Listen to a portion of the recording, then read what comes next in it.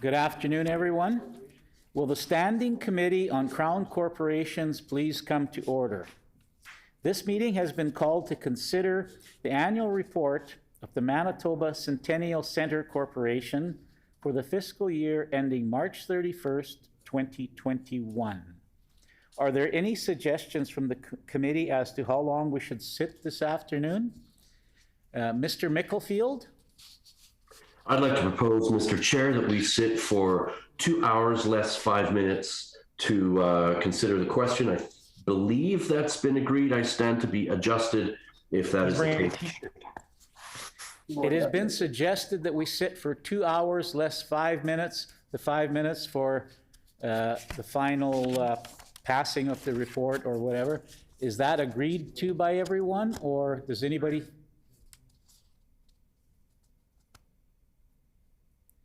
Mr. Lamont, were you lifting your hand up? No, I just wanted to say I'm not sure that the MLA for Rossmere is wearing appropriate dress for a committee to be recognized. Member for Mr. Micklefield. Thank you, Mr. Chair. I'm wearing a whatever it's called. I have actually checked with the clerks, but if there's any concern, I have a jacket right here that I can put on, but it's actually not required for committees. I had to check that myself, but that's, yeah, neither jacket nor tie nor collar are required for committees, and I believe the clerks can adjust that, correct me on that if I'm incorrect, but I do believe I'm correct. I did ask that question earlier this week at a different committee.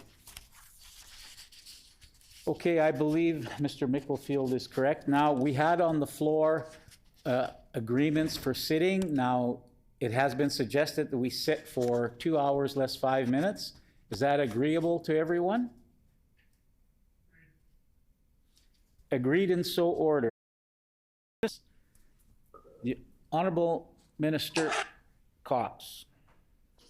Well, thank you very much. And I'm going to be very brief in my introductory comments. I would like to introduce Carl Lepp, who's the chair, the board of directors of MCCC, Rob Olson, who is the chief executive officer. Also joining us is my deputy minister, Jeff Natchuk, and special assistant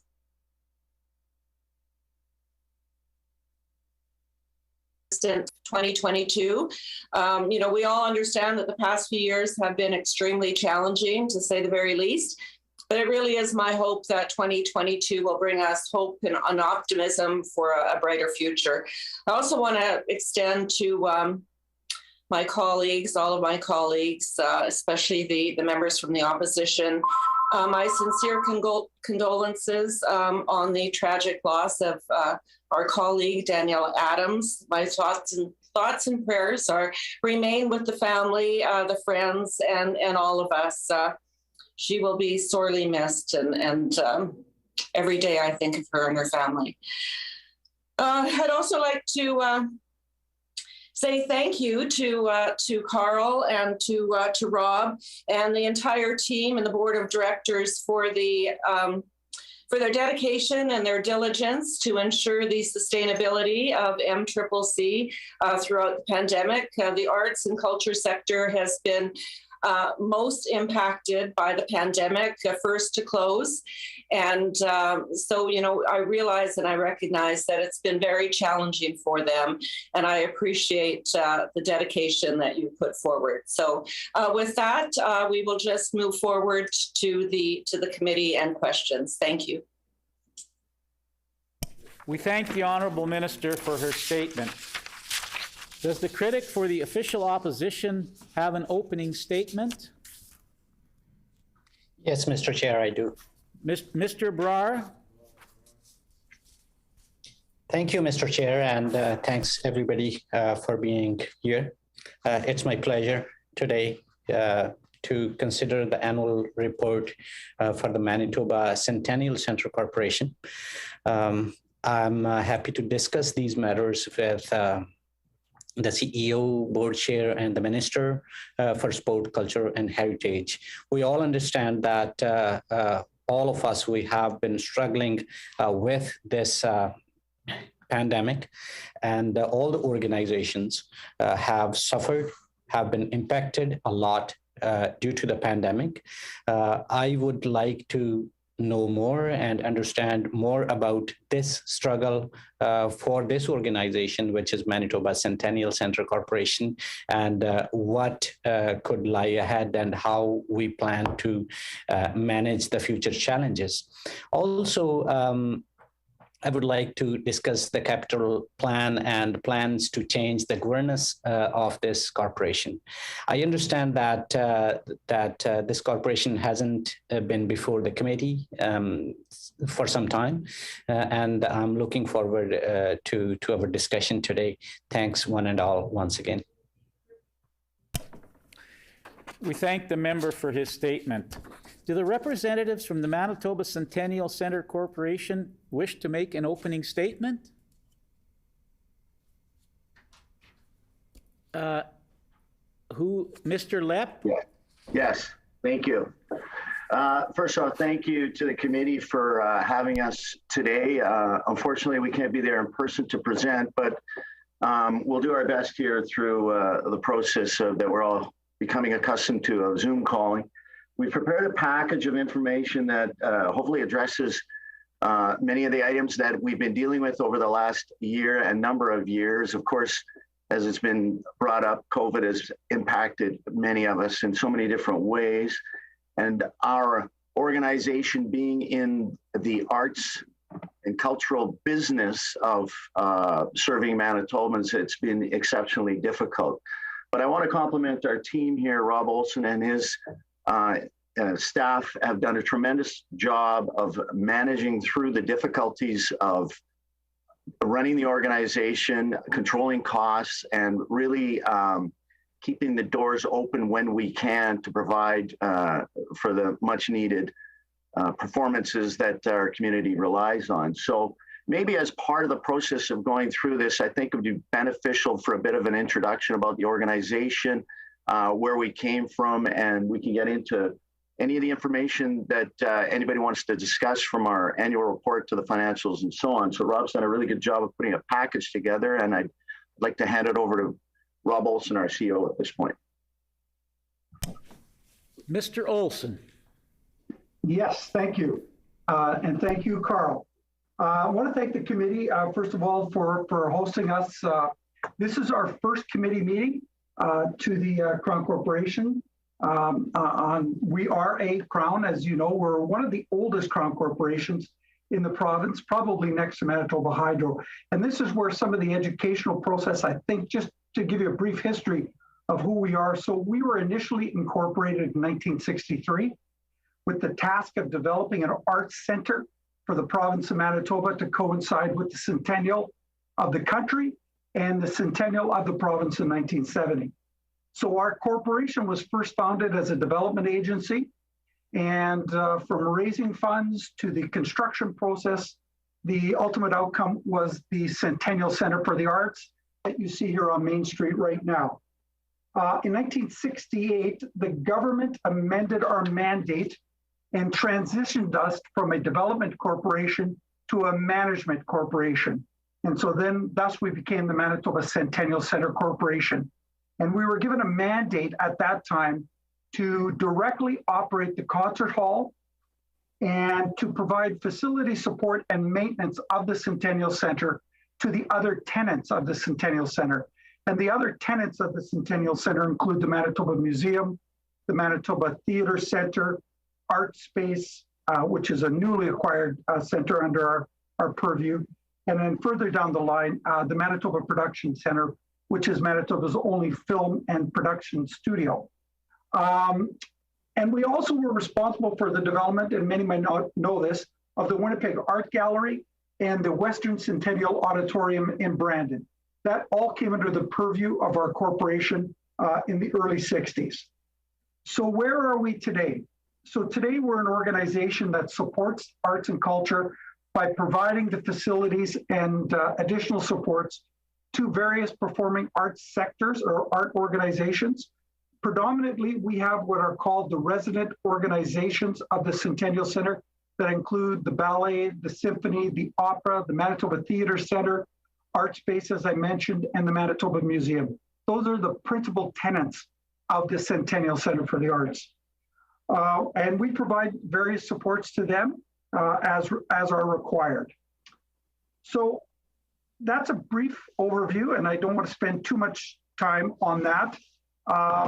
You should know, as I mentioned earlier, we directly manage the concert hall, the operations of the concert hall. We directly manage the Manitoba Production Centre, which is Manitoba's only purpose-built film and television studio. And the center, as I alluded to, includes the museum, the Royal Manitoba Theatre Centre, the Warehouse Theatre, Art Space, 11 Lily Street, which is an ancillary building right behind us here in the concert hall, and 4 parking facilities. So with that out of the way, if I may, more or less jump into the annual report and give you a bit of a background on some of the challenges that we had to deal with in the fiscal year that we're talking about. So on March 11th, 2020, we held our last commercial concert inside the concert hall. On that date, which was a Wednesday, we started to hear about the impending coronavirus or COVID-19 affecting the greater population, and there was potential shutdowns as a result of that. On Friday, March 13th, which would have been our next scheduled performance inside the concert hall, the Winnipeg Symphony Orchestra, who was scheduled to perform, decided that it was probably not in their interest, nor in the interest of the public, to host that live performance. And so we subsequently shut down. We have been shut down now for the better part of, well, the 22 months, if you will, that the COVID virus is going on. But in this fiscal year, what happened was an immediate ceasing of cash flow to the organization. For those who may not know, we are 65% dependent. Our budget is 65% dependent on earned revenue, and we receive an additional 35% in support from the province of Manitoba through the Department of Sport, Culture and Heritage in the form of an operating grant. So immediately that pipe flow, that cash flow of 65% stopped. And we were forced to look at our operations from the perspective of, will we have enough cash to sustain ourselves for the fiscal year 2021? And in doing so, we realized that we had reserves, which we were fortunate enough to accumulate, which would have allowed us to get through the year, but it would have forced us to burn through the $1.2 million that we had in reserve cash. So we realized very early on that we were going to have to take drastic measures to try to reduce expenditures and to try to sustain those reserves for as long as possible. So in March, maybe what I could start off by suggesting is in the 21 year, our earned revenue dropped by 76%. To counteract that, we reduced labor costs in that year by 33%. We cut supplies and expenses by 28%. We reduced our utility costs by 25%. And to balance our fiscal year, we were very grateful and thankful to Minister Cox through Sport and Culture to receive a supplemental $1 million additional support to our operating grant to make us whole for that last year. Without that $1 million support, the Centennial Centre Corporation would have run about an $850,000 loss for fiscal year 2021. We have a bit of a common phrase that we kick around here in the office, that our strategy to contain costs and continue to make ourselves fiscally viable is a 3-2-1 formula. We lost $3 million in revenue. We cut $2 million in expenses. And with the government's supplemental support of $1 million, we were able to balance our budget for fiscal year 2021. Having said that, just to reiterate a bit of what I just already articulated, compared to the previous fiscal year, in the current fiscal year we're talking about, we lost $3.4 million in earned revenue. The provincial operating grant supported us with an extra $1 million, and we cut expenses by $2.1 million. That also required us to get to that number, to do something which I'm very, I'm very proud of our organization. We're actually initiating discussions with the Manitoba Government and General Employees Union to open up our collective agreement, which didn't, at the time of the collective agreement, the way the collective agreement was worded, didn't allow us to lay off staff. So we went back to the MGU, we explained our situation from a fiscal perspective, and we were able to agree on a memorandum of understanding with the MGU that allowed us to lay off 50% of our workforce a month in advance of when any scheduled layoffs could have possibly happened. And it's working with the MGU and getting their buy-in that we feel, particularly proud of, because we know many other organizations in the province may or may not have been able to get those concessions out of the MGU, but we did, and we're thankful for that.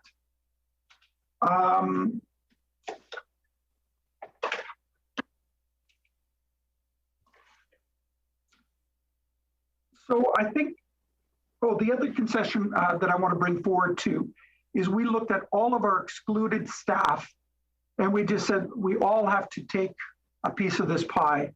And I implemented a 14-day unpaid leave for all of our excluded staff, which was significantly more than what government had recommended for many of the other departments within the province. So by reducing expenses, laying staff off, asking excluded staff to take 14 unpaid days off, we were able to come up with a balanced budget at the end of the year, which resulted in a modest $130,000 surplus at the end of the year. And there are many corporate highlights that I'd like to focus on, but I see our time is running out. So perhaps this is a good time to turn it back to the chair and maybe open this up for questions. Thank you, gentlemen, for your statements.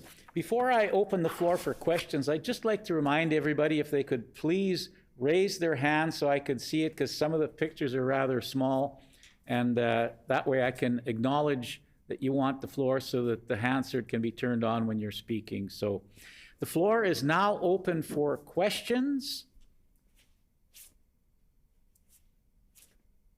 Mr. Brar. Thank you, Mr. Chair, and I thank the CEO and the board chair for the details that you shared with all of us, most important information that we must know in this meeting, this committee. Can the CEO and the board chair kindly share where they are joining us from today? We are actually Mr. Olson. Yes, thank you. Sorry. We are actually joining you from my office inside the Centennial Centre.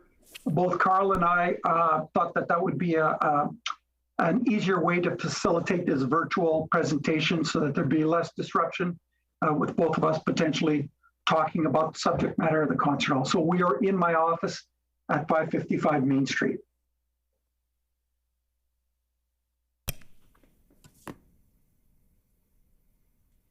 Mr. Brar. Thank you, Mr. Chair, and thanks for the details. I just wanted some more details about what has been already said in the opening statement by the CEO.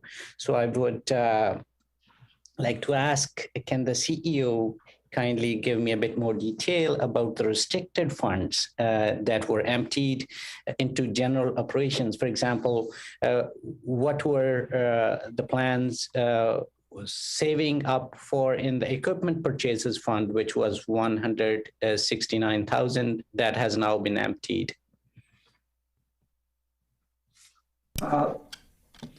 Mr. Olson? Thank you for that question, Mr. Brar.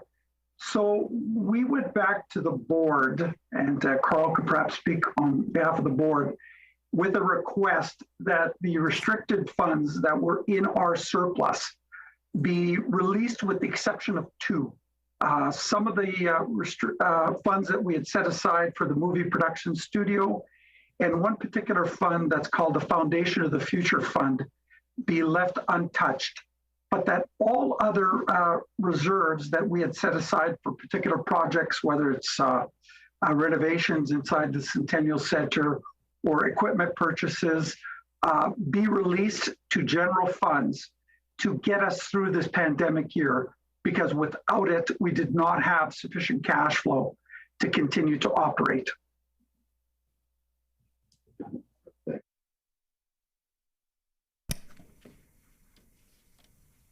Mr. Brar? Sorry. Mr. Brar, you're muted. We cannot hear you, Mr. Brar. Thank you, Mr. Chair.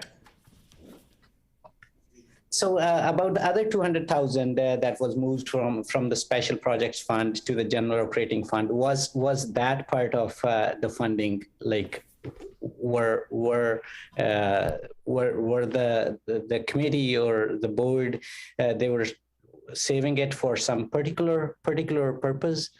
Just that part of. Sure, maybe I can explain where we get our general fund from. Mr. So again, Olson?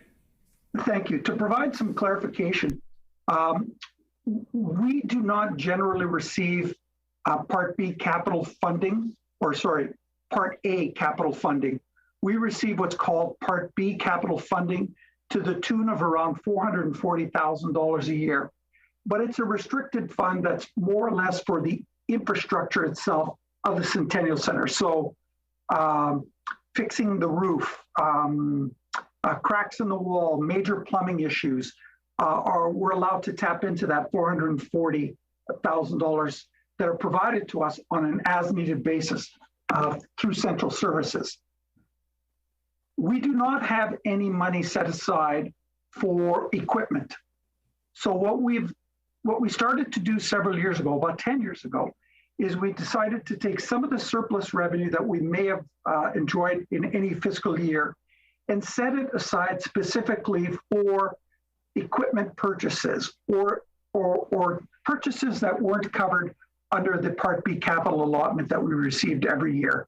So it would have been, I don't want to say discretionary spending, but if lighting inside the concert hall failed, we would dip into that fund to purchase stage lighting, which is not covered under the Capital B fund, or microphones, or some other equipment like desks or chairs, or things of that nature that are essential to our operations, but are not directly funded. So that money would have been set aside for that. And in this unusual circumstances, we asked the board to release those funds to be used for general revenue to carry us through for this year. Mr. Brar? Thank you, Mr. Chair, and I appreciate the details on that. The board chair says in the annual report that the corporation was ineligible for the financial supports provided to the businesses with employees. Can the CEO expand on that challenge and how they have dealt with it?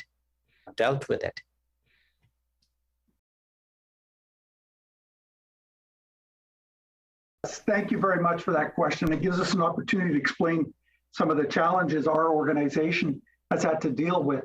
So we're a Crown corporation, and like our sister Crowns, Liquor Lotteries, Hydro, and MPI, we do not qualify for federal supports, being a provincial Crown agency. So although we attempted to connect with the federal government for the CEWS program or some of the other levels of support that were being offered by the federal government, we were rejected. And we were rejected under the principle of being a Crown corporation with the ability to generate our own earned revenue. And even though we explained that our earned revenue is taking a hit maybe more so than our sister crowns.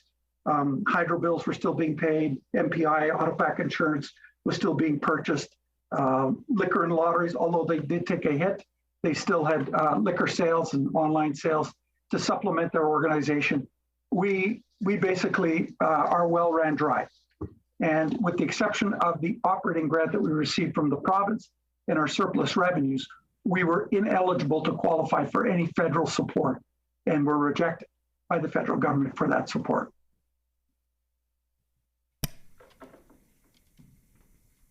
Mr. Brar? Thank you, Mr. Chair. Well, the government of Manitoba did provide some financial support for operating it. It was one time. Does the corporation have what it needs to address its shortfalls for this fiscal year?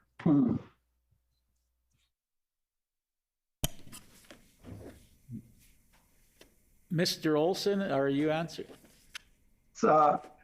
That's a very good question. So we developed the budget for this fiscal year based on the assumption that we would not be operating at full capacity for the first 6 months of this year, and that in the third quarter of this year, we would be back to about 50% of normal operations.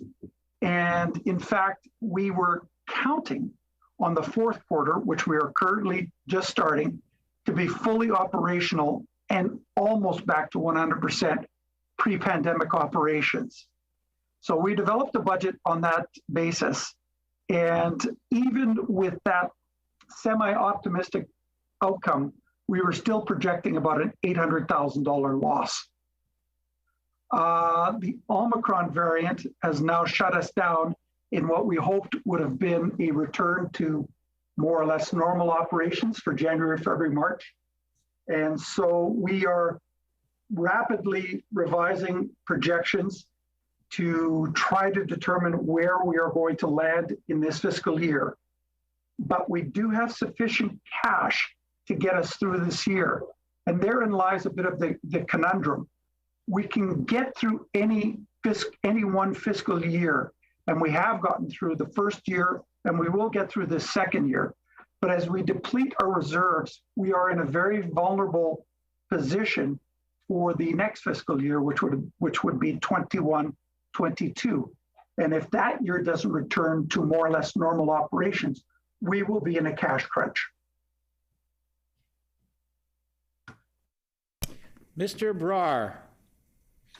Thank you so much for the details. And do you expect some more support from the provincial government this year, as they were generous, according to you, in the last year for $1 million?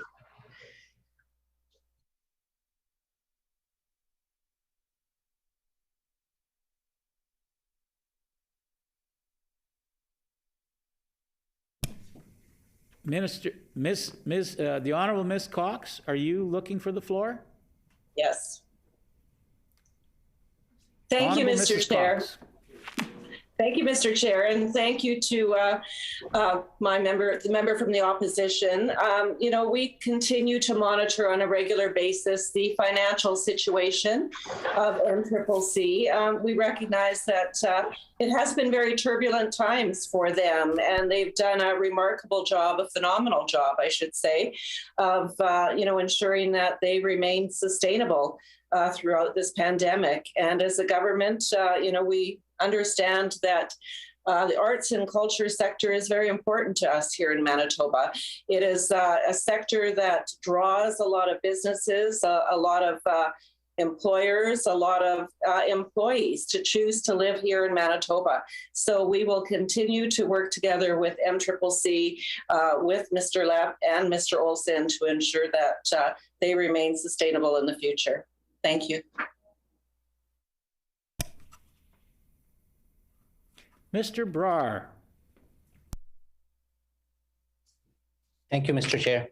I agree that these cultural organizations are very much relevant and important for Manitobans.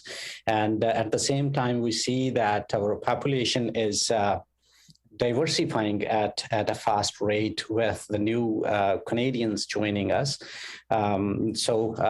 With this discussion, I think that, and I wish you all the best, Mr. CEO and the management, to get more support from the government or governments. Appreciate those details. We all hope that the pandemic comes to an end in near future, weeks or months, if not weeks. Will the corporation be able to recall and employ the people it needs if operations are back in full swing this spring? Mr. Olson. Yes, thank you for that question. So I want to compliment and I want to thank the employees of the Manitoba Centennial Centre Corporation. For this committee's information, we employ about 64 full-time equivalent employees, and many of whom 33 full-time equivalent employees were laid off at various times in this in the fiscal year which we're talking about. The majority of that staff, the full-time employees, have all been called back. Where we have a bit of discrepancy is with our event staff.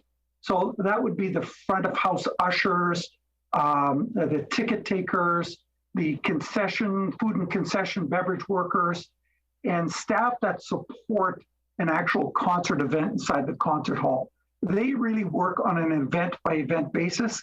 And so they're the ones currently that are being impacted by the closure of the concert hall.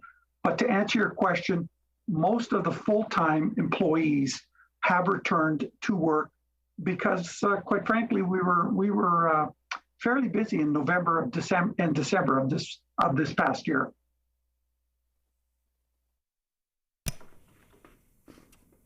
Mr. Brar. Thank you so much for the details, and I have been there once recently for attending a concert, and which made me happy. And I have seen your facility, this facility, twice so far. It's wonderful. We need to strengthen it. We need to make sure it sustains, it progresses, and we get more revenue, and we think of more possibilities by bringing in more concerts and revenues. So we're all together on that, and we have to save our current corporations. That should be our goal. Switching over to the capital investment, I wanted to request the CEO to take us through the recent and current capital upgrades, including the exterior and roof of the building. Mr. Olson. Well, I want to again thank you for that question and the opportunity to answer it. So one of the things that we've been doing, I guess if you will, for lack of a better term, during the downtime of that first year of the pandemic, is that we really looked at what types of improvements, physical improvements, could be made to the Centennial Centre. And we want to give credit to the Department of Central Services and to Sport and Culture for sitting down with us to discuss a number of capital projects that, while the facility was closed, would have been an ideal time to complete, so as to not disrupt future performances when we do eventually reopen. So a number of projects were approved and a number of projects were completed in the year 2021 and continued through this summer and are continuing as we speak. So some of the very quick overview of the projects that we were doing is the most noticeable one, let me put it that way, that you'll probably see, is that we received funding to replace all the carpeting inside the concert hall. So that was about an $800,000 investment to replace the carpeting, and we were very thankful to receive that support through Central Services. The other project that we took upon ourselves was to retrofit all of our public washrooms into hands-free washroom stations in anticipation of enhancing our sanitization protocols when we did return to live audiences. That project was about $150,000, $160,000 to overhaul, to put in hands-free faucets and hands-free flushers in our water closets. The other thing that we were able to do is we were able to improve from an accessibility perspective all of the interior exit signage so that they were up to code. And that project was about a $1.5 million project, again funded through central services. And all of those projects were more or less completed in the year that we were shut. What is continuing to continuing to develop and be constructed is the major work that's being done to the exterior cladding of the Centennial Concert Hall. So for those who may not know, all of the Tyndall stone that was originally fastened to the concert hall in 1968, the Tyndall stone and the brackets that hold these big slabs of Tyndall stone has deteriorated. And all of that Tyndall stone is being removed and being refastened onto the exterior of the concert hall. And there are going to be some upgrades that are going to happen at the same time. New insulation is being added to the exterior of the concert hall to make it more energy efficient. But these are safe. That was a safety measure. That project alone is $11 to $14 million, depending on where the final, the tally comes in when the construction project is completed. It's anticipated to take 18 months to complete. So sometime late next fall, we are hoping to have that project completed. Those were the big projects that were undertaken. Did I miss any, Carl? And some smaller projects, we took an opportunity to internally paint the interior of the concert hall, patched walls, put new railing bumpers on the walls. Oh, the other thing I should mention from an accessibility perspective, we also upgraded all of the railings surrounding the first and second balconies of the concert hall and the loges. And that project is a 3-year project that will be completed this year at about 3 phases over 3 years and about $400,000 a phase. So that'll be about a $1 million retrofit to the railings to bring them up to code, to accessibility issues. If you can appreciate, if I can add a little narrative, the concert hall being built 50 years ago is more or less not code compliant. So whenever we do tackle major infrastructure projects, we're often required to bring things up to code. The fire alarm system pre-pandemic was also upgraded so that we have a state-of-the-art fire alarm system. That was a $2.2 million cost, but that was pre-pandemic. So there are being investments made in the concert hall. We do look for the opportunities, but during that period of closure, that's what our team worked on, is to help work with central services to get those major projects underway and or completed. Mr. Brar.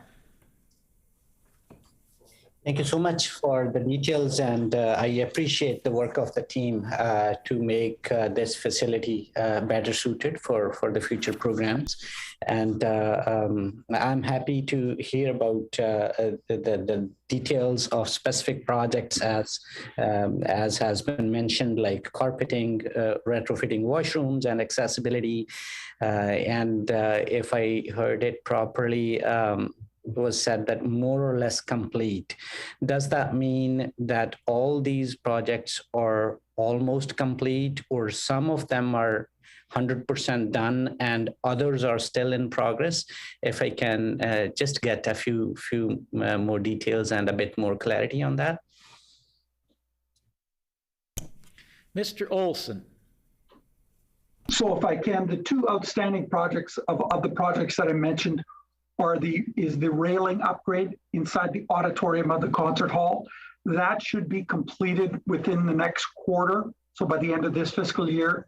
The exterior cladding, as I said, is an 18-month project.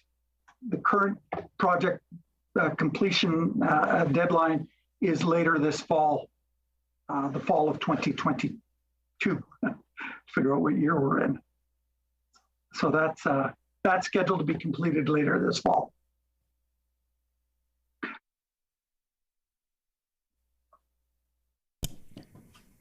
Mr. Brar. Thanks for the clarity on that. And again, coming back to this exterior work, there were some announcements. I understand that it was slated to be complete this year, and I think this was the suitable time because there were no concerts. So does that mean that the work has been delayed to 2022 against the planned timelines? Mr. Olson. No, I don't think so. I mean, I can go back and ask for clarity from our facilities department, but it was my understanding that it was always scheduled to be completed in 2022. In fact, the closure of the concert hall allows them to work more or less uninterrupted, because during a performance on the stage, they have to actually stop some of their construction work because of the noise that vibrates through the auditorium. So this, this allows them an opportunity to continue to work uninterrupted, albeit the cold weather does play a role in their ability to proceed on the timelines that they anticipated. But no, I think 2022, from my understanding, was always the anticipated completion date for this project. Mr. Brar. Thank you, Mr. Chair, and thanks for the details on that question. Can the CEO give us an update on plans for the orchestral shell? It's my understanding that this feature has been disabled since long, which is 2017, I think.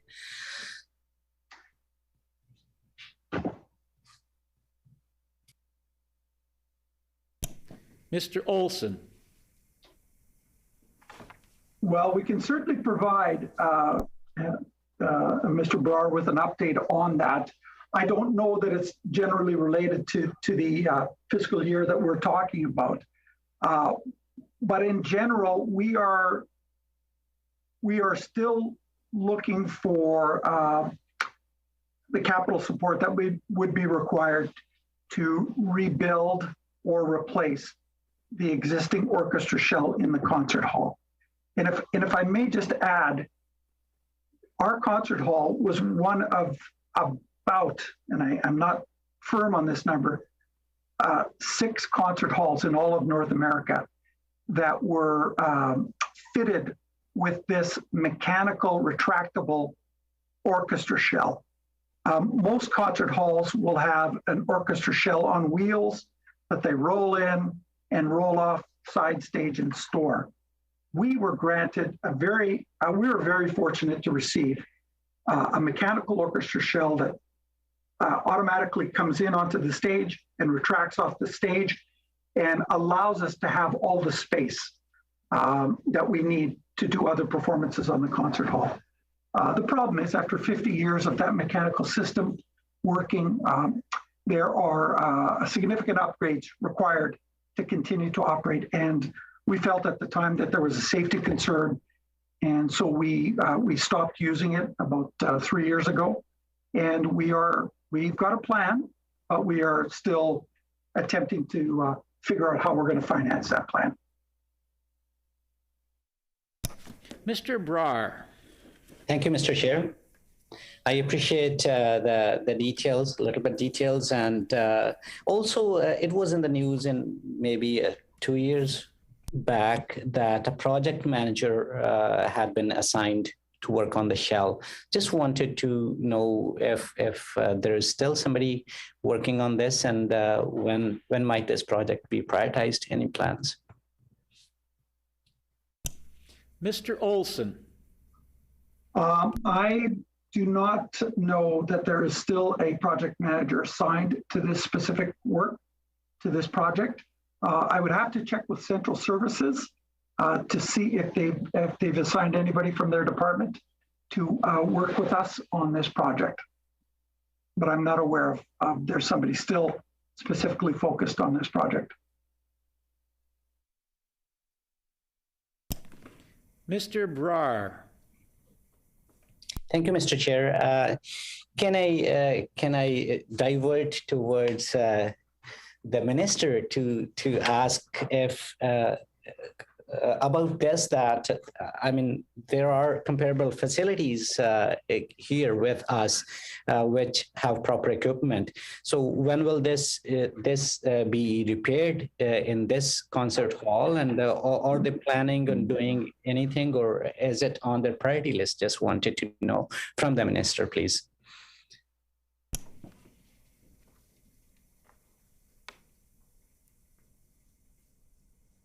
The Honorable Mrs. Cox.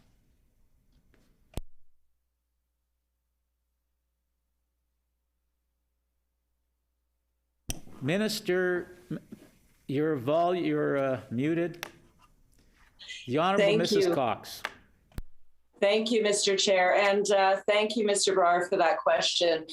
We recognize that the orchestra shell is an important component of the concert hall, and for the interim, we did provide the concert hall with an interim solution to use until, we can look at sort of a broader solution moving forward with that. But, we also recognize that we were left with tens of millions of dollars of deferred maintenance when we, became government for the Centennial Concert Hall alone.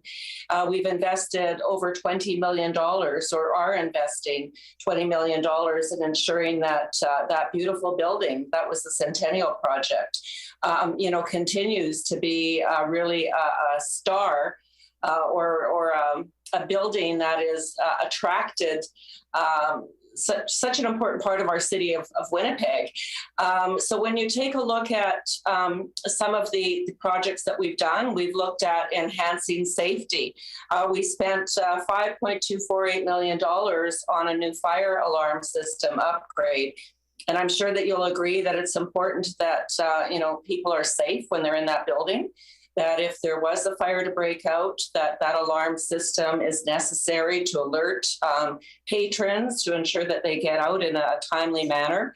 Of course, we've ensured that we've enhanced the elevators, and as Mr. Olson had said, ensured that the banisters and the handrails were upgraded, because individuals who have impairments, whether they're visual impairments, need to be able to see those handrails. They need to be able to utilize those spaces when they are entering or exiting the concert hall. So those are very important upgrades that we've invested in. Also recognizing that the Manitoba Museum, I recall receiving a phone call from the former CEO, almost in tears, indicating that the Science Center, they had pails underneath because the rain was just coming in buckets. And of course, that impacted the ability to be open. So we had to look at what was really necessary to do immediately. We had put in an interim repair for the orchestra shell, but the things like a leaky roof, or as Mr. Olson had indicated, the cladding on the side of the building, which had deteriorated to the point where, there were openings and cracks and things like that, recognizing that we needed upgrades to the washroom, because as we return or exit from COVID, we need to have those touchless faucets and things like that. I know they also ensured that the washrooms were upgraded as well. So that was something that was done over at the Manitoba Museum. But in total, $20 million has been spent or allocated for repairs to the Manitoba Centennial Centre. and especially ensuring that people have accessibility. That was so important. I recall when I was first appointed as the Minister of Sport, Culture and Heritage, meeting the conductor, Alexander Micklethwaite. And the first thing he pointed out to me was the horrid condition of the carpet. And if you can imagine this beautiful building, this Centennial building, an icon here in the city of Winnipeg. And when you look down on the floor, that the carpet was taped together with duct tape. And, when I saw that, I was shocked, to tell you the truth. And so for him, that was what he raised to me as, something that we needed to remedy immediately. And he suggested, would you please talk to the Premier about it and let him know about the condition of this carpeting, because, not only is it an eyesore, but it's, detracting from the beauty of the building, but it's also, an accessibility issue for individuals who are in wheelchairs or walkers. And we know that proportionately, there's a lot of seniors that love to, partake in either, whether it's the symphony or the ballet, or any of those beautiful arts organizations that provide us with, as I said, so much joy. And we can hardly wait for the time when we can get back together to actually enjoy the arts and the dance. That is provided from these wonderful organizations in person. But temporarily, until we can do that, we are investing significant amounts in this Centennial Centre to ensure that it is accessible for Manitobans, for people from Winnipeg. And I just wanted to also comment, you made a comment, Mr. Brar, with regard to diversity here in Manitoba. So I just wanted to give a bit of a shout out to the Winnipeg Symphony Orchestra for the good work they do with the Systema Winnipeg program that they offer. And this is a program that they provide free of charge to kids, predominantly a lot of them in the inner city. They work together with the Winnipeg One School Division and Seven Oaks, and they provide these young people the opportunity to learn to play an instrument. And there is just, when you see the smile on these children's faces from having that opportunity, something that, their families would never, ever, ever be able to provide them financially with that opportunity. It is just remarkable. And so I want to say to the Winnipeg Symphony Orchestra, thank you for the good job they do of, ensuring that our vulnerable, children and families have the same opportunities, right? To enjoy the beauty of music. It is so important. And I was at one of the concerts. It just tells you, when you see those parents there, how proud they are. And those children up there on the stage, this was, of course, pre-COVID, that opportunity to be able to perform, and they were performing together quite often with the symphony, just remarkable. So I really want to say that you're absolutely correct. Diversity is important, and really kudos to Systema Winnipeg.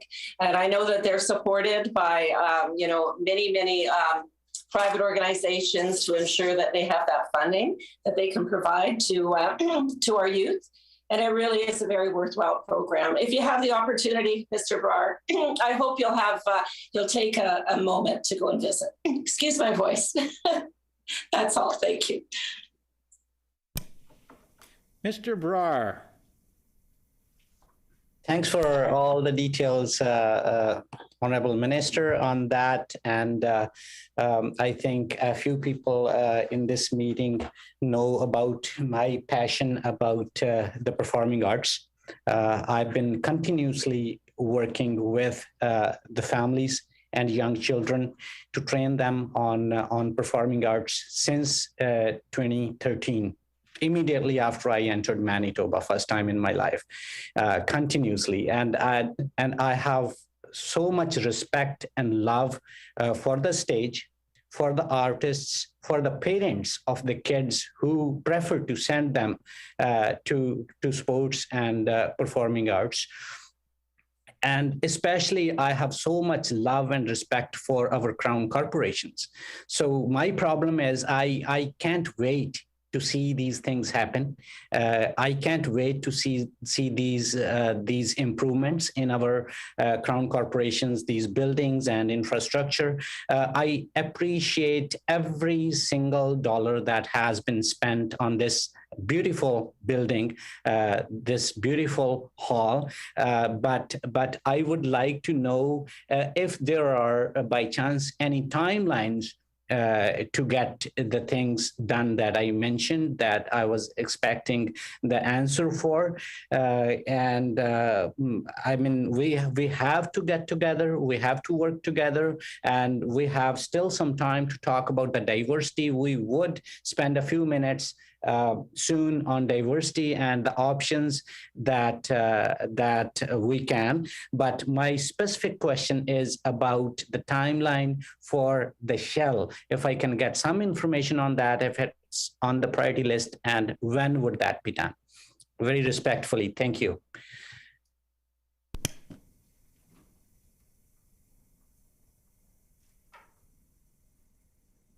Mr. Olson.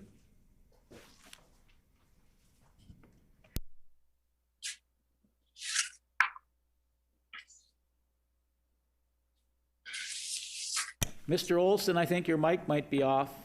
Yes, we are. I apologize. My gosh, I was hoping not to get caught. I would defer to Minister Cox for some clarification, but I can tell you from our perspective, we do not have a definitive timeline. What we developed for the sake of government's purview is a 5-year maintenance plan that also has capital improvements based on the life cycle of the Centennial Centre, of the building itself. And so that 5-year capital plan is shared with central services, where capital funding originates from our perspective. And so they're aware of all of these requests. We do prioritize projects based on the life cycle and anticipated failure of these projects. The orchestra shell is at the top of our priority list because it has failed. However, as Minister Cox alluded to, I regretfully I didn't mention it off the top. When the orchestra shell did fail, we were able to, through Sport, Culture, and Heritage, secure funding to offer an what we call an electronic acoustic shell. And this is using some of the technology that we imported from the Netherlands to come in and retrofit the stage to provide a virtual shell effect. And from our experience, this has been in place now for a few years. The audience does not notice really any difference from the acoustic perspective of having this electronically enhanced shell versus the physical shell. There is a bit of a challenge for the musicians that we work with, and that's where the differentiation between the two devices come in. But we are managing with the investment that we were able to provide to bring an electronic enhancement into the shell. But I don't have a deadline, Mr. Barr, for you.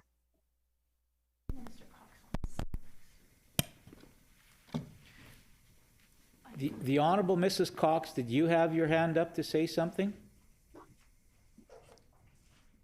Yes, I did, Mr. Chair. The Honorable Mrs. Cox. Thank you, Mr. Chair. And again, thank you, Mr. Barr, for the question.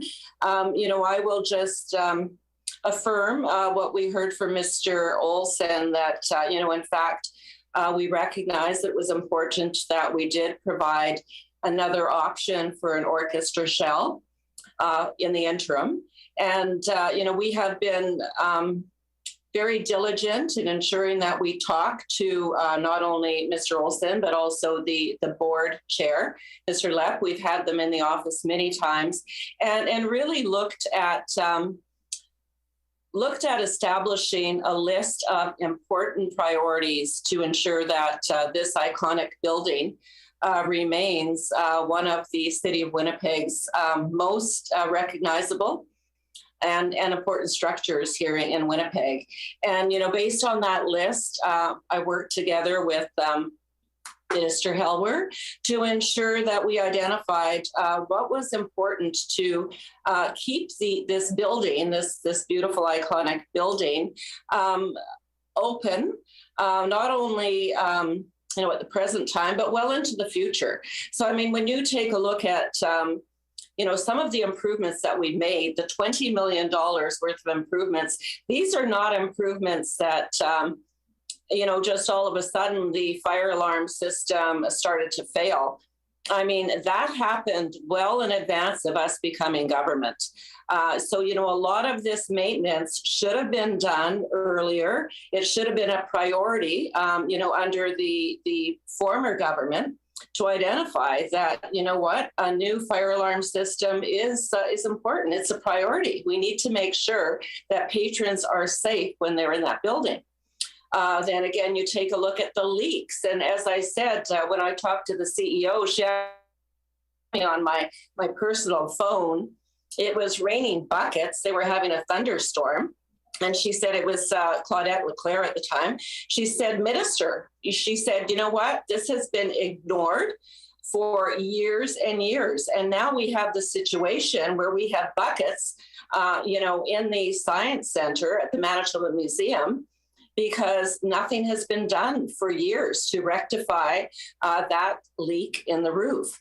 So, sometimes, based on the fact of what is necessary to do immediately, you have to make those decisions. And so we did look at ensuring that leaky roof was repaired. We also put in a sewer pump, and we replaced water lines for a total of $516,000. We looked at, of course, the carpet replacement, which is $750,000, and the envelope as well, which was just mentioned by Mr. Olson. I mean, if you have a building that is crumbling from the exterior, you know that you are going to have foundation problems down the road in the future. And that's already happened. I mean, we've seen those foundational problems occurring.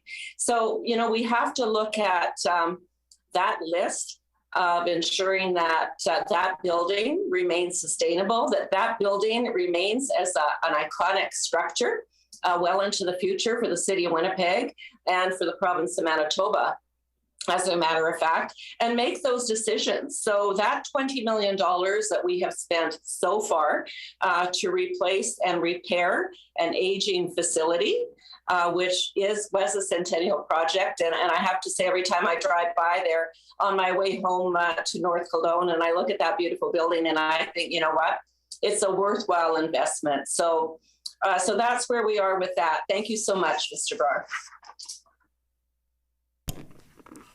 Mr. Lepp, you have a comment? Mr. Lepp, is your microphone on? Yeah, we're back on here. Yeah, thank you, Minister Cox. And I just want to add to how we approach in conjunction with the department of where we look at prioritizing our projects.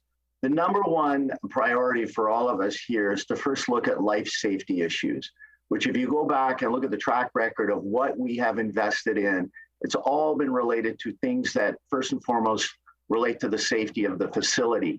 And if you look at the study of the last 5 years that our board has been involved in here, the investment that the province has made into our campus is the largest investment in over 3 decades since the building was built. So the minister is absolutely correct. There were many items that were deferred maintenance items that just needed to be dealt with. So as much as we as an organization here would love to see that orchestra shell back in place, we have to prioritize items that are going to be affecting the safety for the patrons that are entering the building, for the performers that are here, and for the whole experience of being in the building. So trust me, I'm not shy to ask the minister for more money, but we're realistic about what we can do. We've had an investment of over $20 million, which, like I say, has been larger than any in over 3 decades. Mr. Brar. Thank you, Mr. Chair. Once again, I appreciate every single dollar that has been spent. I can't say penny because there are no pennies anymore. So every single dollar I appreciate. And I did ask the timeline for the government, from the government about replacing this shell, not about putting new baskets there, pails there to receive the pouring rain. The thing is, I once again appreciate the minister talking to the previous premier and get that money. I would like and request and appreciate that the repeat of that step again with the new premier, because if we invest more money on this organization, on our next generation, on our performing arts, we can save millions and millions of dollars that we have to invest in policing, in mental health, and other projects. So let's be proactive and prioritize and have a timeline. Quickly, I would like to check in if the management or the board has any estimates about replacing this shell, so that we have a dollar figure that we are looking for, because these good people who are running this organization, I can't thank them enough, because they're working day and night to maintain that, to entertain people, to generate jobs, and so on. What I want to see is these wonderful people getting the resources and support to get the work done further. So again, any timeline, priority, and any estimates, dollar amount that we have on this, please. Thank you so much.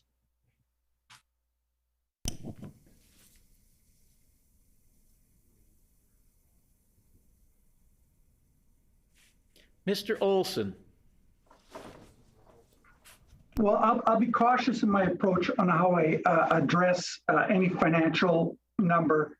We did cost this project out several years ago, but I'd be hesitant to throw that number out right now, knowing that it's probably significantly outdated. Yeah, so it's in the neighborhood of $2 to $3 million. But again, I don't want to get fixated on a number, because, as I said, our estimates are now probably closer to 4 years old. So that's maybe about all I'll say about that.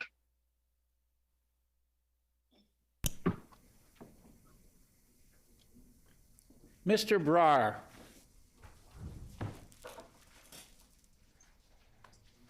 Mr. Chair, I think the minister wants to say something. Honorable Mrs. Cox. Thank you, Mr. Deputy Chair. And again, thank you to Mr. Brar for his questions with regard to, arts and culture and, our government's investment. I just did want to share that, since being elected as government, we have made major investments in not only the Centennial Centre Corporation, but also in other very important projects across the province. And I'd like to just mention $15 million that we invested in the Winnipeg Art Gallery, and for the construction of Kamajuk. And that is a world-renowned center for Inuit art. I'm very proud of that investment. It not only speaks to Inuit art, but speaks to our government's support for reconciliation. So, that $15 million is also in addition to this $20 million that we've been provided to the MCCC. We also provided $5 million to the Manitoba Museum, which is connected to MCCC and is under their purview. But, they have installed many, many amazing new galleries. And if you had the opportunity to go, you would be, we can't go right now, but in the future, once you have the opportunity, I know that you are a lover of the arts and culture, Mr. Brar. So I appreciate, that, as well as the our beautiful non-such. So they, restored that entire gallery, reinstalled all of the rigging on the ship. That I have to say is one of my most favorite galleries. So that $5 million investment as well to the Manitoba Museum. Then we provided $10 million for the construction of the new Royal Aviation Museum, which will be opening very soon. I'm not sure how that's going to work with COVID, but that's another opportunity for Manitobans to be able to see Manitoba's aviation history. And I had the opportunity to be there just to talk about our investment. And I know that the former Premier, Kelvin Gertsen, also made an investment at the Royal Aviation Museum recently, because it is such a very, very important part of Manitoba. When you take a look at all of those pilots who were up in the north, and many of them, sacrificed, unfortunately, their lives, ensuring that they were transporting goods up there. It really is important that we memorialize them and that history that we have of aviation. There was also Diversity Gardens, where our government invested another $15 million to ensure that we have that beautiful leaf construction. That is something that is going to draw people from around the entire world, all of these projects. And they're so important, not only for us here in Manitoba, but they are a drawing card for Manitoba, as really putting Manitoba on the map in the city of Winnipeg. So, I'm immensely proud of the good work that we have done as a government, recognizing how important these arts and culture, really very special. The sector is so important to Manitobans, and just to recognize that, as I said earlier, that it really does enrich the lives of all Manitobans when we have the ability to go and see a structure like the non-such up close, really understand the history of our province, which of course are Indigenous peoples, are Métis peoples, all of those individuals who are so important to us and our history here in Manitoba. And that's what really makes Manitoba so special, is our people. And I always say that over and over again. You had mentioned diversity. In Manitoba, we speak over 200 languages. So I'm very proud of our diversity and really proud of the investments that we have made in our arts and culture sector. Thank you so much. Thank you, Minister. And before I give the floor to Mr. Brar, just cognizant of the time, we've got about 17 minutes remaining to us, and I think 5 of those were reserved for the vote. But Mr. Brar. Are we sure we are left with 17 minutes? No, apparently I'm bad at math. It's 3:30. I'm bad at math. Carry on. Mr. Brar. Thank you, Mr. Chair. You didn't do that is not my approach. My approach is let's do it. So let's get together. Let's work for Manitobans. If we didn't set a timeline so far, that's okay. Let's set a timeline now. Let's get an estimate now and provide the facilities that our Manitobans, seniors, adults, and our youth, next generation, needs to grow, learn, flourish, and progress. So going forward, I would hand over the floor to my esteemed colleague, member from St. James, to continue. Thank you.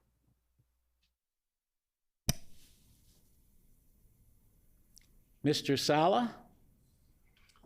Thank you so much to my colleague Diljit, and I just want to say hello to Mr. Olson and Mr. Lepp and thank them for all their work as stewards of some of our most important cultural institutions here in Manitoba, and of course to Minister Cox. Thank you for your work and the work of your team. Also happy to know that although of course we probably have some major differences in our views on policy, that Minister Cox and I can come together around a shared love of the non-such, which is clearly one of the best places anyone can visit in this province. I wanted to ask, we know that in a 2019 letter, the former Minister of Crown Services directed the corporation to develop a plan for self-sufficiency.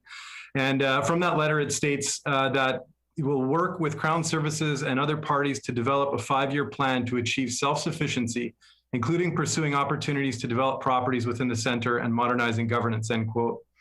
And subsequent to that, in 2019, MCCC commissioned KPMG to review the governance model of MCC. And KPMG presented 5 options. The corporation then presented 2 to government, and government accepted 1, which was to transition to a nonprofit corporation from its current status as a Crown.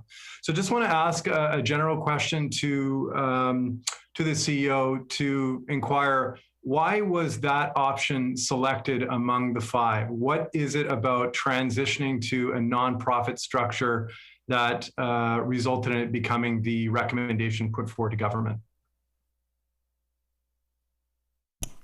Mr. Olson?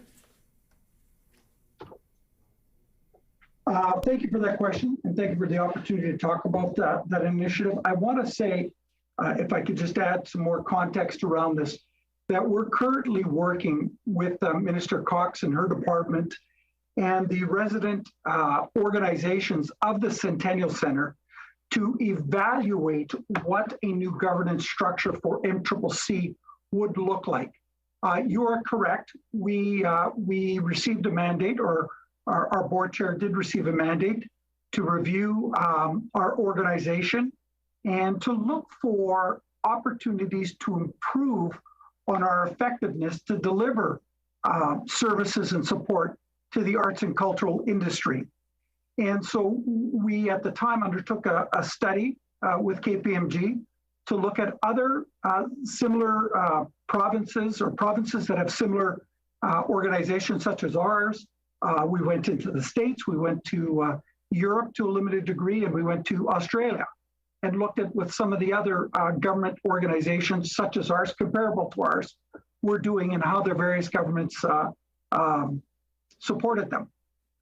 We brought 2 recommendations back to the province, and one of the recommendations was more acceptable than the other one, and that was the not-for-profit model, of which it was one of our 2 preferred preferences.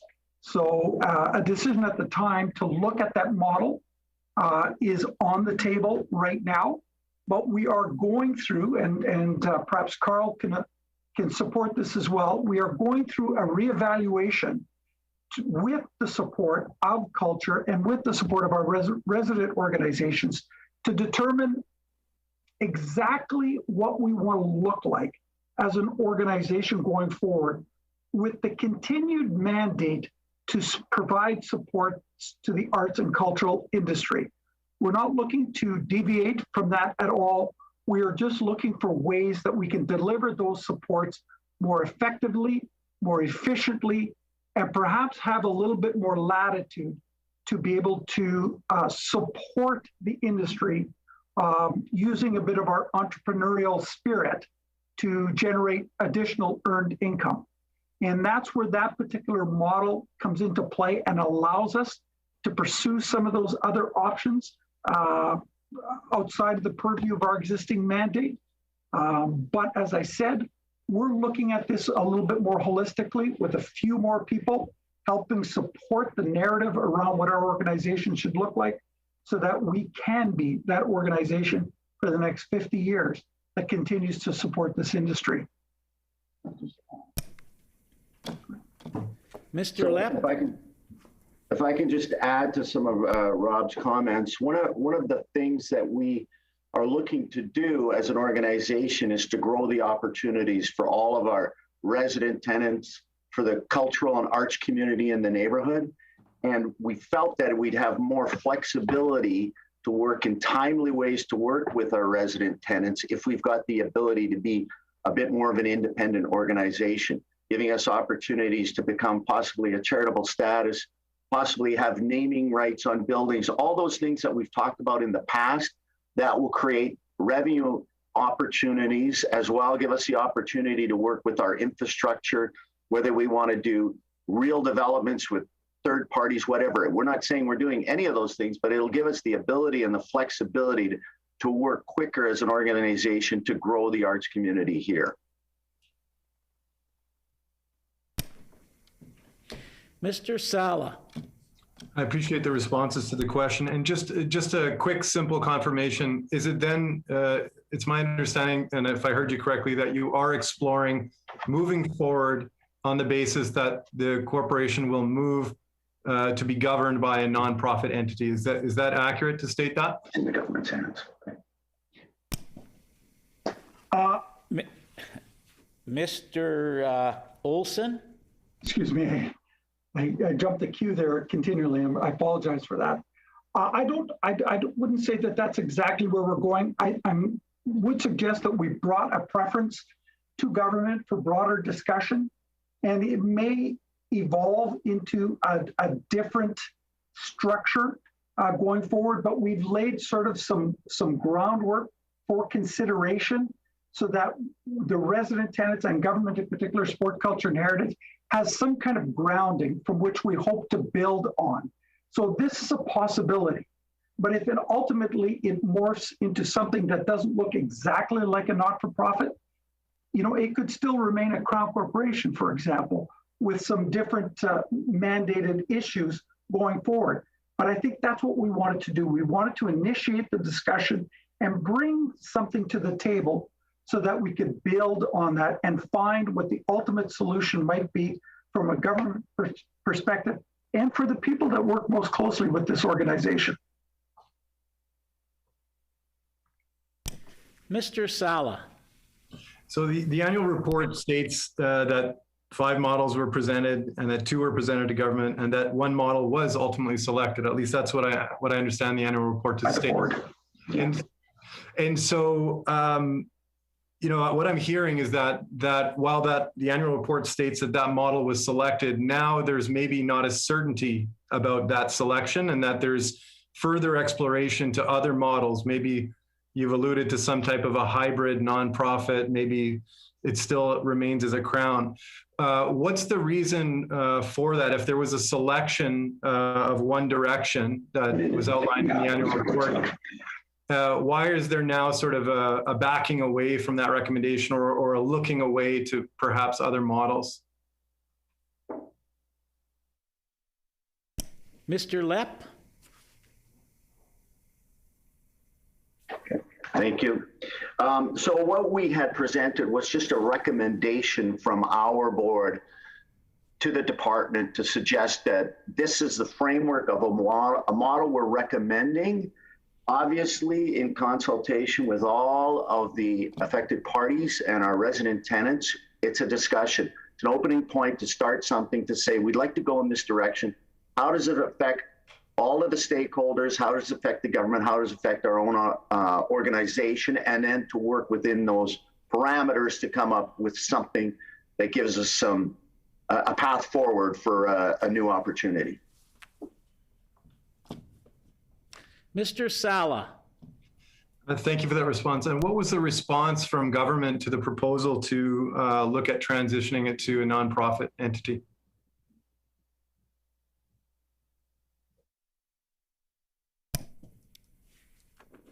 Mr. Olson.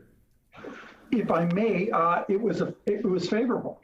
I mean, I believe, and Minister Cox or Mr. Lepp can certainly chime in on this, but it's been favorably received with the caveat that we should look at it from a broader perspective to make sure all of the parties that might be impacted by this decision have ample opportunity to contribute in some meaningful way as to what this reorganization of our corporation might look like. So it's been well received from our perspective.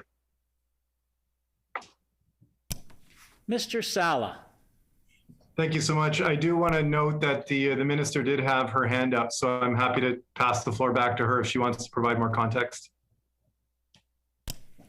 Minister, the Honorable Mrs. Cox. Thank you, Mr. Chair, and thank you to Mr. Sala as well for that question. We want to ensure that all of our arts and culture sector remains sustainable well into the future. And that's why we've made major investments. We also recognize that, the MCCC would have more autonomy if, in fact, they move towards this non-profit type of an environment. We know that Manitobans are we have a reputation of being amongst the most generous across the country. And this will give MCCC the opportunity to generate much more revenue, whether or not it's something like an investors group field where investors has their name displayed on that facility or stadium. There's going to be many opportunities, but I just want to make sure that everyone is aware that from the very start of this process, the first people that we approached was those investors, those residents that are utilizing the Centennial Concert Hall. We recognize that it's important that we have those discussions with the Winnipeg Symphony Orchestra, with the Manitoba Opera, with the Royal Winnipeg Ballet, and the Royal Manitoba Theatre Centre. And, I remember vividly having those discussions with them as a starting point to ensure that we have that openness and that transparency, and to ensure that the MCCC remains sustainable, gives them more autonomy, and gives them the opportunity to really broaden what they do right now. So thank you again for that question. Mr. Sala. So in the recommendation that was provided in this transitioning of governance of MCCC over to a nonprofit, do the assets themselves also, are they transferred over to a nonprofit in the model that was proposed or in the analysis that was done and recommended to government?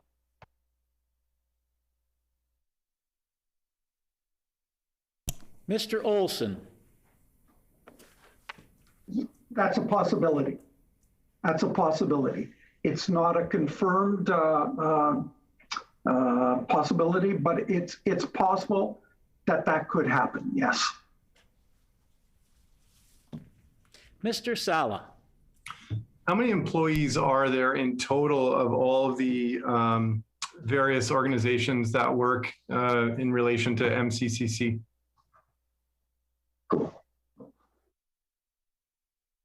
Mr. Olson. I don't know that we could provide you with an accurate total on some of the other organizations that utilize the Centennial Centre. I'd have to get you that information by consulting with Manitoba Theatre Centre or the museum to provide you with that data. I don't know offhand. Mr. Sala. And given that those employees would currently be employees of a Crown corporation, with the corollary of and all the benefits that come with that, such as defined benefit pensions and so forth, if those employees were to then be employed by a nonprofit corporation, I would imagine that most people in nonprofits don't have access to those types of good benefits that people have when they work for Crown corporations and government entities. So would the idea be that if the organization were to transition to being governed as a nonprofit, how would those benefits that the many, many employees working for these critical cultural institutions are currently benefiting from, how would they continue to be treated as employees in that future situation? And I guess the key concern here is that many people would potentially lose a lot of those great benefits that they have as Crown government employees, and that would be a very reasonable thing for them to be concerned about. Any commentary on that question? Mr. Olson. So I just want to clarify that we're just talking about our organization, the Manitoba Centennial Centre Corporation. The other organizations that we consult with as being primary users of our arts center, they would want to know what we would look like as an organization. They're not included as part of our organization in this plan at all. We don't employ them. We just, the 64 full-time equivalents that I mentioned earlier, that's the extent of our of our total complement of employees. They would still remain separate entities. Mr. Sala. Thank you for that information. So I understand there's 64 employees then who could at some point be transitioned to be working for a nonprofit. Would their benefits, pensions, and so forth be protected in that transition? Mr. Olson.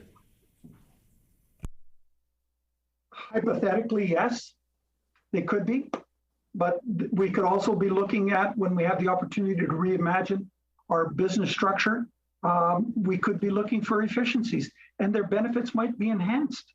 It's not necessarily a bad thing either. So I think, you know, what you're asking is for us to predict right now what we might do with employees and the benefit structure that they receive. You know what, that hasn't really come into play just yet. Mr. Sala. Yeah, no, I appreciate that it hasn't come into play yet, but clearly a really important question, I'm assuming, for the 64 employees there. And you did allude to potential efficiencies. Could you just maybe elaborate a bit on what you perceive as potential efficiencies from moving towards a nonprofit model?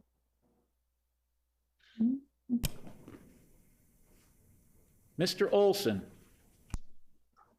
I believe what we're referring to when we talk about efficiencies are abilities to sort of move a little bit more proactively on some of the projects that we might see as being beneficial to the organization and subsequently beneficial to the arts community as a whole. As you can appreciate right now, there are processes that we must respect.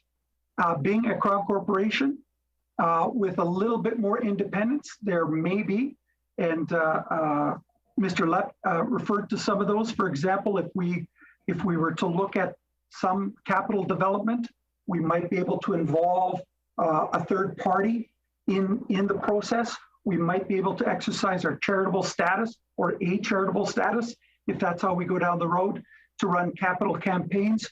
Those are the types of efficiencies and more streamlined operation that we're hoping to achieve. Mr. Sala.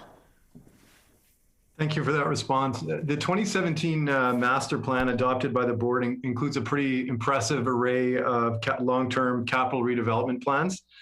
And I guess the question would be, if we're moving over, or we're considering moving over towards a nonprofit governance model, wouldn't it significantly increase costs for a nonprofit to engage in the borrowing and acquisition of capital required to pursue that plan?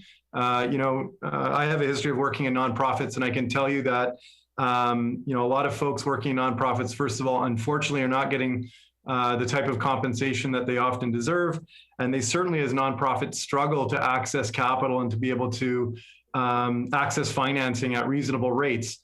I'm not sure why things would be any different for this nonprofit in some future scenario. So can you help me understand how it would be possible for a future nonprofit, given the kinds of struggles that we know nonprofits face in meeting some of their basic costs, et cetera, how it would be possible that they could feasibly execute on this master plan, or in delivering on some of the significant capital asset management concerns that you guys spent quite a bit of time today elaborating and outlining. It seems like already, as a Crown Corporation, there have been some struggles in upkeep, in doing what's necessary to make sure that our facility is kept up and is well managed. It would seem that in a nonprofit environment, those challenges would only be exacerbated. Yes, there would probably be a significant reduction in the number of costs, but would those challenges not be exaggerated, especially those relating to acquiring financing for moving ahead on some of these aspects of the master plan? Mr. Lepp. So I think just to go back to that master plan that was engaged just before I came on as the chair of the board, it was an exercise in looking forward for the facility, for the campus, for everybody involved, for those stakeholders. And the consultant team at the time went and met with each individual group to do a bit of, call it blue sky dreaming of what could be, where do we want to go, what are the needs of all the facilities, and we put together a plan. And yes, it's an impressive, aggressive plan, but truly the only way forward to getting that plan into a reality is to be able to raise our own capital, to work with our partners, to run capital campaigns, to put some of these projects together. Otherwise, we are 100% reliant on the government of the day to fund us for any capital improvements of any sorts. And you can see the long list of improvements that we have just for the existing facilities to be maintained and improved to today's modern standards. So in my opinion, the reality of any of those projects happening being reliant on the provincial treasury is slim. So if we could find a way to partner with our tenants that are involved in any of these major projects, be it through a capital campaign, through charitable giving, through any of those things, is probably the only reality of it happening. And I think with respect to the cost of development, our development costs are going to be no different than any other campaign. And I respect how difficult it is for nonprofit organizations to find funding and raise capital for their projects. We will have the same challenges, but for us to rely solely on the government to move us forward to grow our industry, so to speak, it's just not realistic right now. Mr. Sala. Appreciate the response. I'm going to pass the floor back to my colleague, Mr. Brar. Thank you for your time. Mr. Brar. Thank you, Mr. Chair. I would touch on quickly one or two more points before I hand over the floor to my esteemed colleague from Mr. Dugald.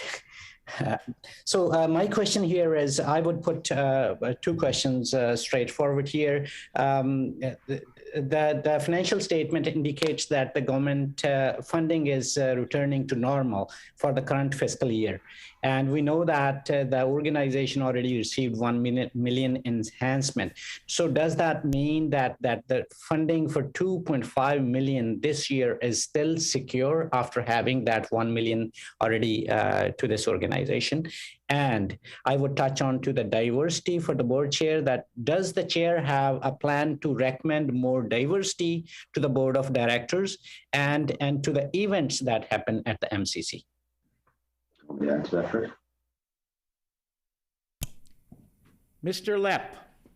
Yes, just to answer the question on diversity for the board, we are always looking for as much diversity as we can possibly find. We actually have 2 openings on our board at this current time, and we're in consultation with the minister's office to let them know that we are looking for board members and want to have as much diversity as we can possibly get on the board.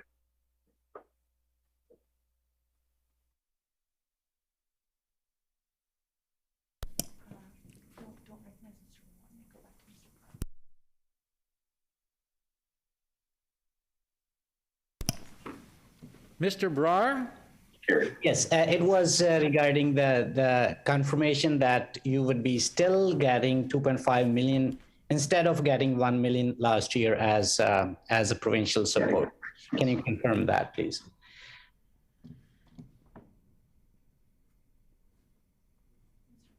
Mr. Lepp? Yes, that is confirmed. Our funding is in place.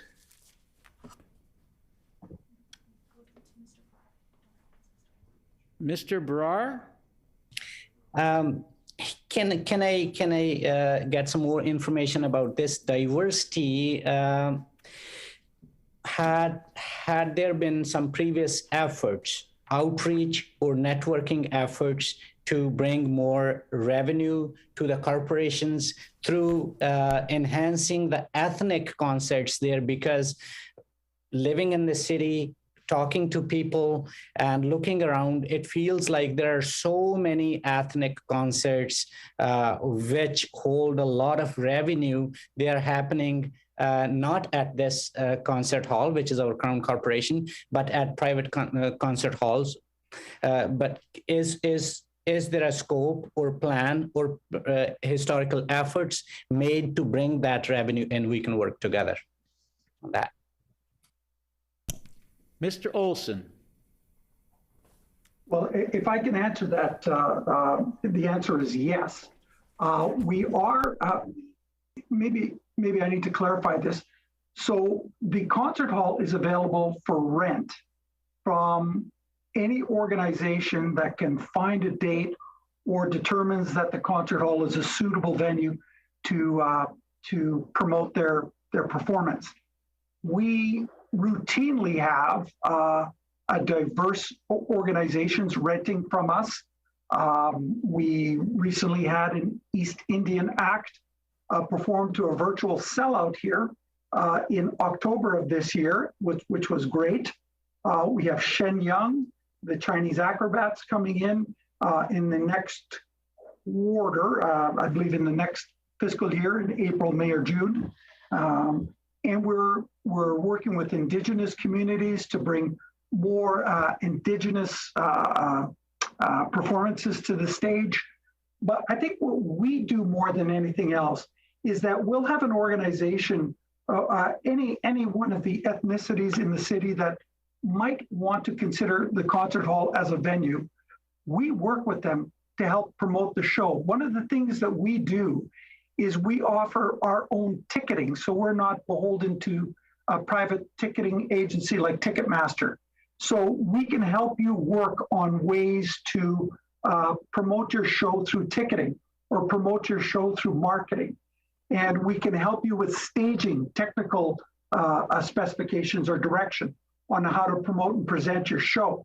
So we certainly encourage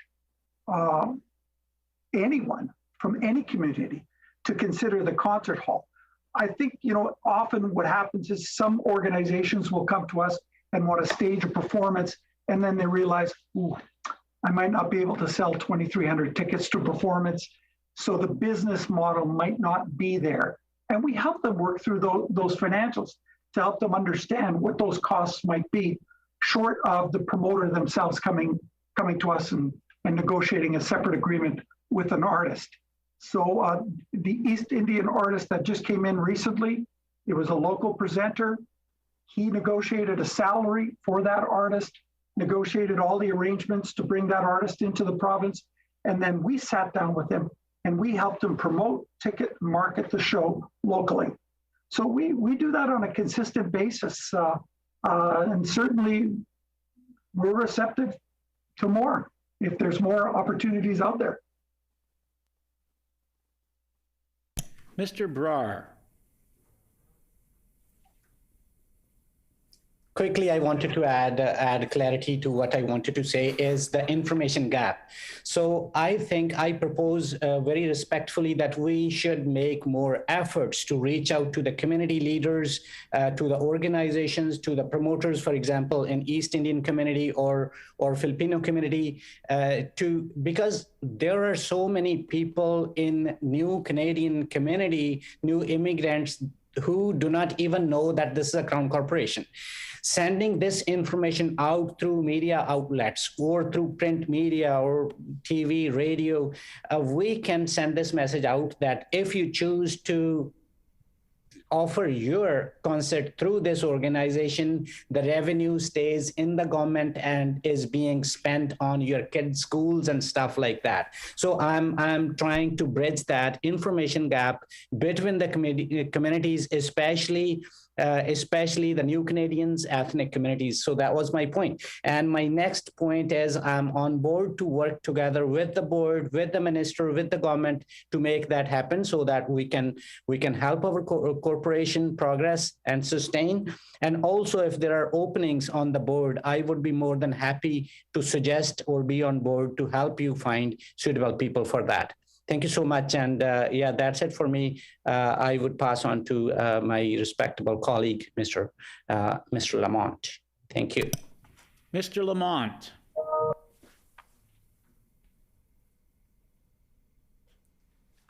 Mr. Lamont, you seem to be muted. Thank you kindly. Thank you very much. My apologies. Thank you for presenting to us today.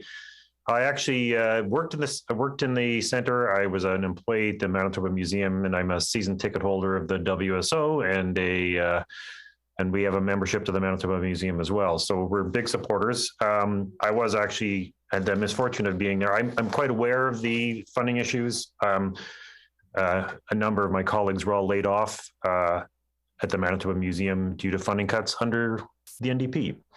So I had a couple of questions. We've talked a fair bit about carpet cladding and fire alarms, and I know that there were some pretty serious code issues.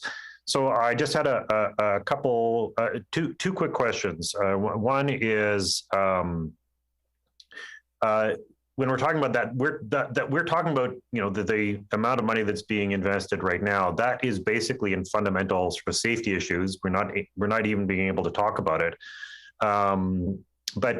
So I'm wondering, is that the case? I mean, basically, when it comes to the amount of money that's been allocated, that it is fundamentally to address upgrades, because I know that with accessibility, I've sat in the concert hall, right?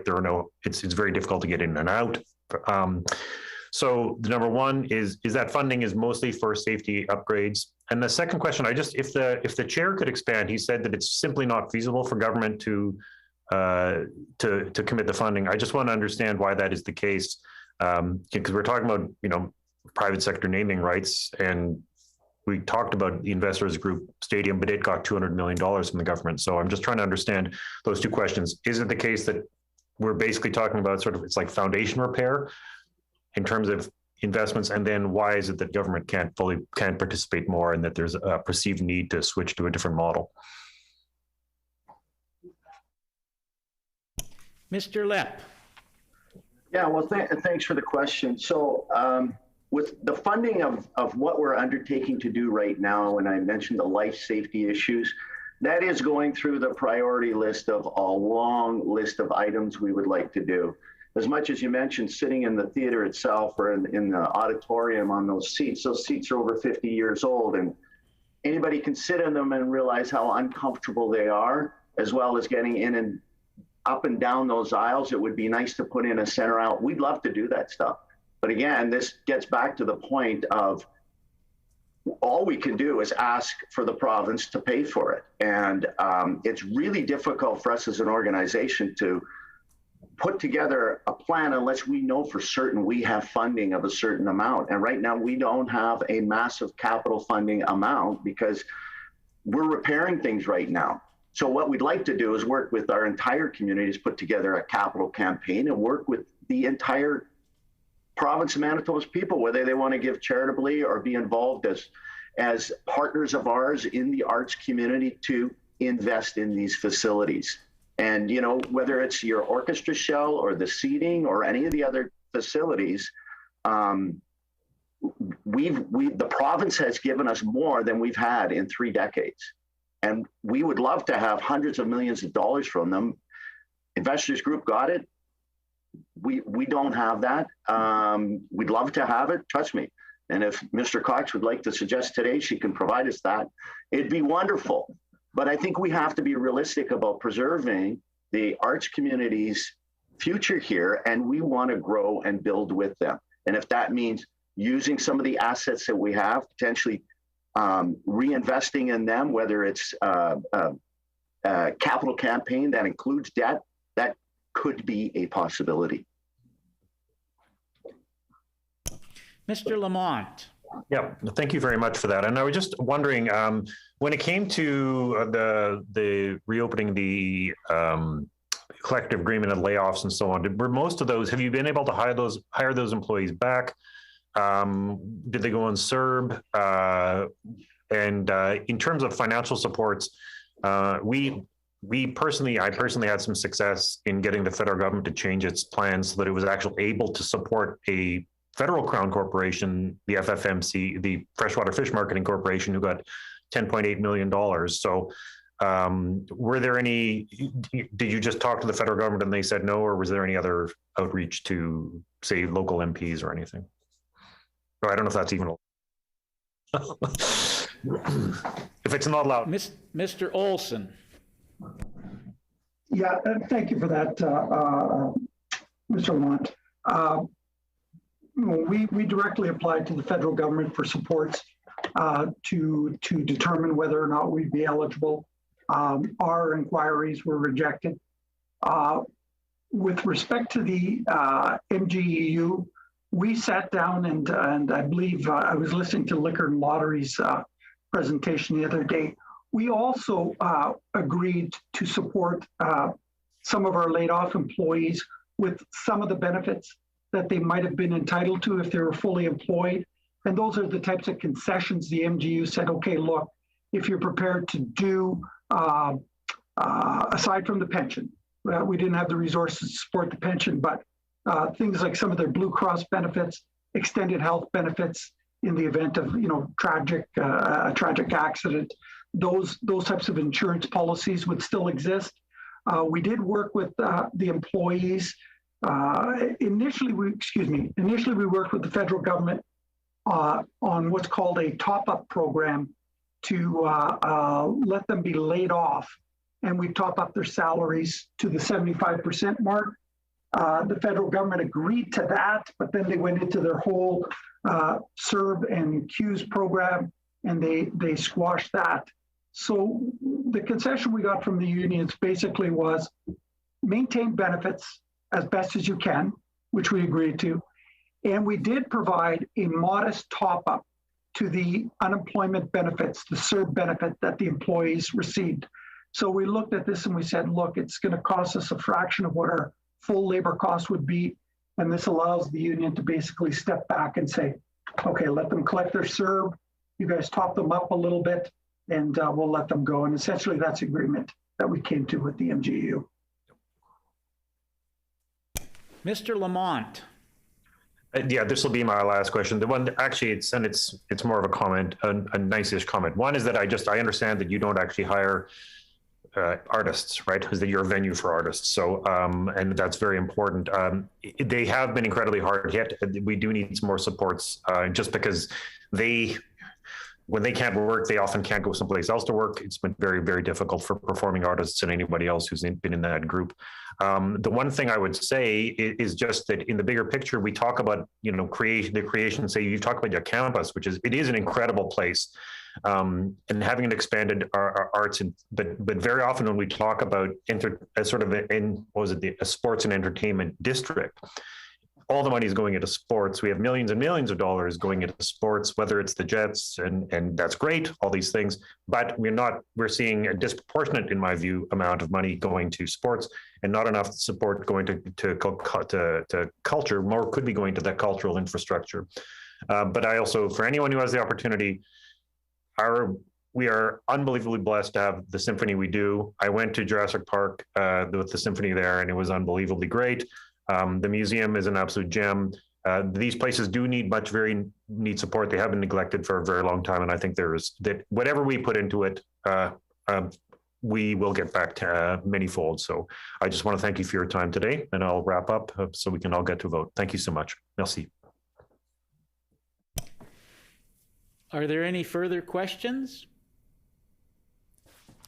Seeing no further questions, I will now put the question on the report.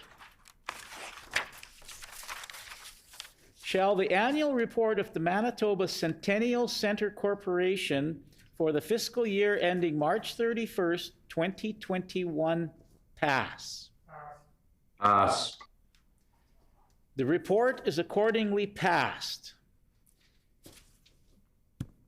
The hour being 3:24, what is the will of the committee?